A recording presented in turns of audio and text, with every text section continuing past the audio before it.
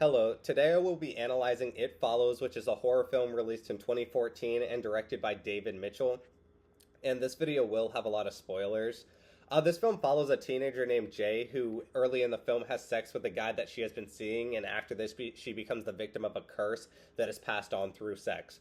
Throughout this film, she is then followed by a supernatural entity that looks human, can shapeshift it into anyone at once, and who follows Jay throughout the rest of the film, like trying to kill her.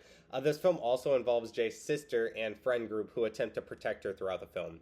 One of them who has sex with her. One of them has sex with her so that the curse gets passed to him, and then is murdered in a really disturbing scene later on in the film.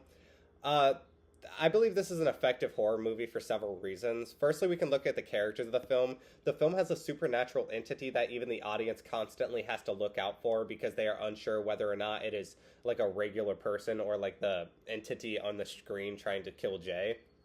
This is a monster that stalks Jay and her friend group throughout the entire film and brutally murders anyone that it's targeting. This leads to the second way in which it is a horror film, which is the grotesque and violent scenes of the film. The audience is pulled into this from the very beginning of the film, where a girl is brutally murdered by the supernatural entity while on the beach. There are also other scenes of brutal violence, such as the bedroom scene where Greg is murdered, which is a very disturbing scene. Additionally, even just the monsters like design at times is pretty ghastly, which goes into like the grotesque and violent scenes of the film. We can also see from the setting that this is a horror film. The film takes place in a suburb, which is used to heighten the anxiety of the audience by removing their perceived safety of the suburban setting in an environment that the audience is familiar with. I will also address how this film relates to class concepts here because this ties into it being a horror film. As discussed in class, sex in horror films is very often punishable by death. We can see this from the slasher genre, where the people who are considered impure are murdered by the slasher villain. This film borrows that element and takes it to an extreme because it's like the entire point of the film. Having sex with someone will give you a curse, and you can pass it on to someone else by like having sex with them. And there's just an unrelenting like supernatural entity that targets you if you have this curse. This also relates to the class concept, since the entity in the film can be described as uncanny. The entity often looked almost normal, but it is not quite, which makes it significantly scarier in my opinion. The entity walks similar to a human, but it's like a little rigid and it's not quite right. The entity also looks similar to a human, but the facial expressions appear to be non-human. Additionally, I do not believe this film is explicitly queer. However, I do believe this film's subversion of heteronormative and conservative values can be read as queer.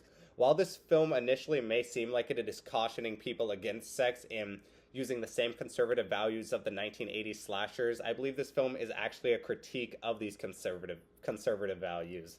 Rather than portraying sex as sinful like many other horror films, I do not believe that this film blames the victims of the film in the same way by making it seem like Jay should be judged for having sex. Rather, sex is almost used as a survival mechanism in this film, and more than just the physical aspect of it is focused on, because this film focuses on the cultural reduction of sexual acts. This definitely is a critique of heteronormativity because it does not paint the female protagonist of the film as immoral or lesser for having sex. Yeah, and I also love the sound design of this film. The like ambient sounds in this film are incredibly amplified in order to make the audience anxious that someone is currently stalking the protagonist.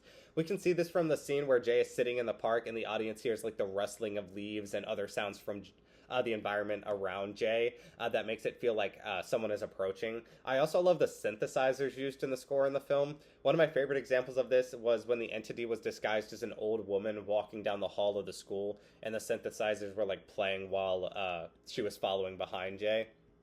Uh, Also, the mise en scène was pretty great in this movie. Specifically, the placement of what the audience believed was the entity approaching Jay in the background of shots was great. People lurking in the background and approaching the characters made me like paranoid for the entire film, and oftentimes it was entirely possible I was getting nervous at random pedestrians approaching Jay, and the entity may not even have been on the screen, just because like how convincing and how like paranoid the like people on the screen and like the way they were like approaching the characters, like how anxious that made me, and how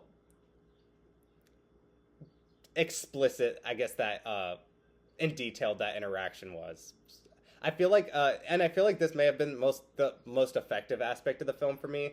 For example, when Jay is like in the car outside of the school, and there's someone in the background of the shot, like walking methodically in her direction without her noticing, I was like pretty paranoid by this scene. And overall, I really liked this film, and it made me pretty anxious. This is definitely one of the more suspenseful horror movies I've watched in recent memory, and it did a really good job at making me paranoid and focused on the background shots of the film for the entire runtime, because I was worried that like the supernatural entity, was one of the characters currently on the screen. I would definitely recommend this film to fans of supernatural horror. Thank you.